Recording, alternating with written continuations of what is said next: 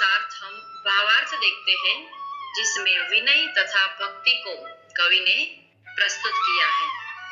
मेरो मन अनंत कहाँ सुख पावे। सूरदास जी भगवान कृष्ण से कहते हैं कि मेरा मन अनंत यानी अन्यत्र कहाँ सुख पावे, कहीं पर भी सुख प्राप्त करता नहीं है। यानी मैं आपके चरणों में ही रहना चाहता हूँ, आपकी ही भक्ति करना चाहता हूँ। मेरे मन को सांसारिक सुखों में कोई रुचि नहीं है और मुझे उसमें कोई सुख नहीं मिलता।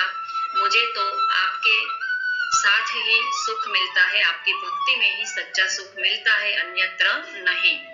जैसे उड़ी जहाज को पंछी फिर जहाज पर आवे, कि जिस प्रकार कोई जहाज है उस पर पंछी बैठा है, वो उड़कर फिर उसी जहाज पर आता है। देखते हैं, इसे समझाते। देखो ये जहाज है और बीच मझधार में वो खड़ा है, चल रहा है, बीच मझधार में पहुंच चुका है।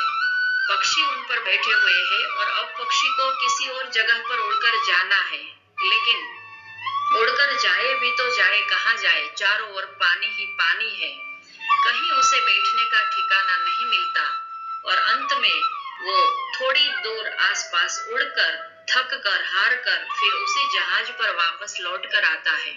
उसी प्रकार कवि कहते हैं कि हम सांसारिक सुखों में पड़कर, मोह माया में पड़कर अन्य सांसारिक सुखों को लेने के लिए आसपास जाते हैं, उड़ते हैं, लेकिन हमें कहीं ठिकाना नहीं मिलता। तो हम सांसारिक सुखों को त्याग कर फिर भगवान के चरणारविंद में ही अपने शरण पाते हैं।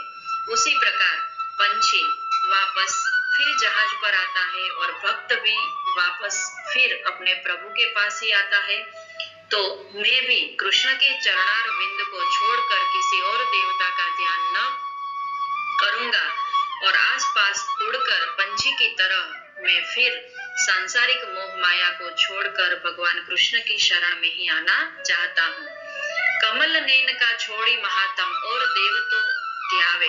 कमल नैन भगवान विष्णु का नाम है और उनके महत्व को छोड़कर मैं किसी और देवता का ध्यान करना चाहता नहीं हूँ। मुझे भगवान कृष्ण के ही सानिध्य में रहना है।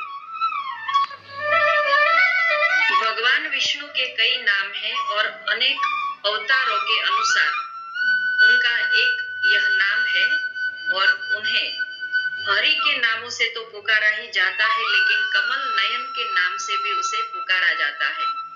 इसके बारे में अनेक ग्रंथों में उल्लेख मिलता है। वैसे तो कमल नयन का अर्थ होता है कमल के समान नयन वाला, लेकिन भगवान विष्णु का नाम कमल नयन क्यों पड़ा? इसके पीछे एक कथा है, बहुत ही रोचक एक पौराणिक कथा है, जिसे हम समझते हैं कि पौराणिक मान्यताओं के अनुसार दैत्यों के अत्याचारों से परेशान होकर देवताओं ने भगवान विष्णु से इनका संहार करने की प्रार्थना की। वैकुंठपति भगवान विष्णु वैकुंठ से वाराणसी आए और ब्रह्म मुहूर्त में मणिकर्णिका घाट पर स्नान करके 1000 कमल पुष्पों से भगवान शिव का पूजन किया। वे मंत्रोच्चार के साथ कमल पुष्प शिवलिंग पर चढ़ाने लगे। जब 999 कमल पुष्प चढ़ाए जा चुके तो भगवान विष्णु चौंके, क्योंकि 1000वां कमल पुष्प गायब था।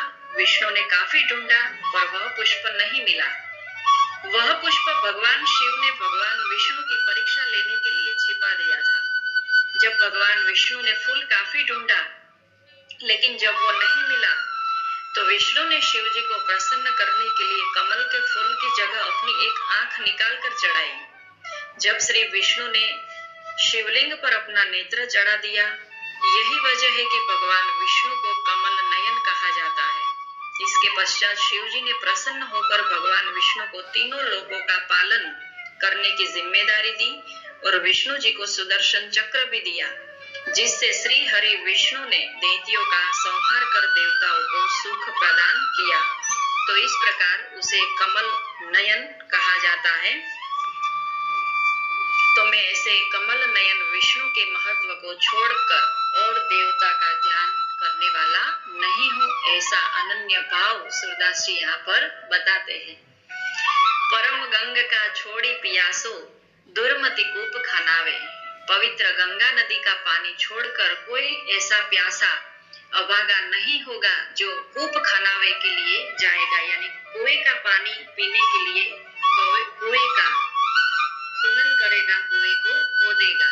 तो हमें पवित्र गंगा नदी के महत्व को यहाँ पर कवि ने बताया है। गंगा नदी अपने विशेष जल और इसके विशेष गुण के कारण मूल्यवान मानी जाती है। देव नदी या सूर्य नदी भी इसे कहा जाता है। और उनके महत्व को छोड़कर, उनके पानी को छोड़कर कोई क्यों कुएं का पानी पिएगा। इसका जल अपनी शुद्धता और पवित्रता को लंबे समय तक बनाए रखता है।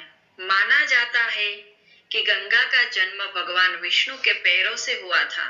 साथ ही यह शिव जी की जटाओं में निवास करती है। गंगा स्नान, पूजन और दर्शन करने से पापों का नाश होता है, व्याधियों से मुक्ति होती है। जो तीर्थ गंगा किनारे बसे हुए हैं वे अन्य की तुलना में पवित्र माने जाते हैं। इसीलिए ऐसी पवित्र गंगा नदी को छोड़कर मैं कहीं और न जाऊं और किसी कुएं का पानी पीना मेरे लिए दुष्कर है, यही कवि यहाँ पर बात करते हैं। जी ही मधुकर अंबुज रस चाख्यो, क्यों करील फल पावे, कि जिसने अंबुज रस चखा हो, अंबुज रस यानी कमल रूपी रस, कमल के रस को चखा हो, मधुकर यानी भंवरा, जिस भंवरे ने कमल का रस चखा हो उसे करीले का फल नहीं पाएगा। करीला एक कड़वा फल होता है, तो कोई कड़वे फल को प्राप्त करने के लिए क्यों जाएगा जब उनके सामने अंबुज का रस है। अंबुज शब्द समूह है। अंबु यानी पानी, पानी में जो उत्पन्न होता है वह यानी कमल, जिसे जलद भी कहा जाता है, पंकज भी कहा जाता है। देखो ये भंवरा है, ये कमल है। तो ये करीले का फल छोड़कर कमल का रस पीने के लिए जाएगा, यानी श्रेष्ठ वस्तुओं को ही हमें प्राप्त करनी है। हमें निम्न वस्तुओं को प्राप्त करने की इच्छा नहीं रखनी है। सूरदास प्रभु काम धेनु तजी, छेरी कौन दुहावे। सूरदास कहते हैं कि काम धेनु तजी, काम धेनु, देखो ये काम धेनु गाय है। पुराणों में एक कथा के अनुसार जिस समय देवताओं और राक्षसों द्वारा क्षीर सागर का मंथन किया गया, तब उसमें से कामधेनु गाय की उत्पत्ति हुई थी। कहा जाता है कि इस गाय में समस्त देवताओं का वास था। कामधेनु गाय के प्रकट होते ही सभी देवताओं ने उसे प्रणाम किया और हिंदू धर्म में गाय को पूजनीय माना जाता है और अपनी सभी इच्छाओं को वह पूर्ण करती है, ऐसा भी माना जाता है। तो ऐसी गाय हमारे सामने हो, कामधेनु, जो हमारी कामनाओं की पूर्ति करती है। धेनु यानी गाय, तजी यानी छोड़कर, उसको छोड़कर हम, छेरी यानी बकरी, बकरी दुहाने के लिए क्यों जाए। हमें जब कामधेनु का दूध मिले तो हमें बकरी का दूध नहीं चाहिए, यानी हमें श्रेष्ठ वस्तुओं की ही कामना करनी चाहिए, निम्न वस्तुओं की नहीं। तो यहाँ पर चित्रों के माध्यम से मैंने इस पद को समझाने का प्रयत्न किया है कि यह कमल नयन भगवान विष्णु श्री कृष्ण, ये पवित्र गंगा नदी, ये जहाज का पंछी फिर जहाज पर उड़कर आता है, ये भंवरा है जो कमल का रस पीता है, और ये कामधेनु गाय है, उसे हम नहीं छोड़ेंगे और बकरी को दोहने के लिए नहीं जाएंगे। तो यहाँ भगवान की और भक्त की अनन्यता का वर्णन किया गया है।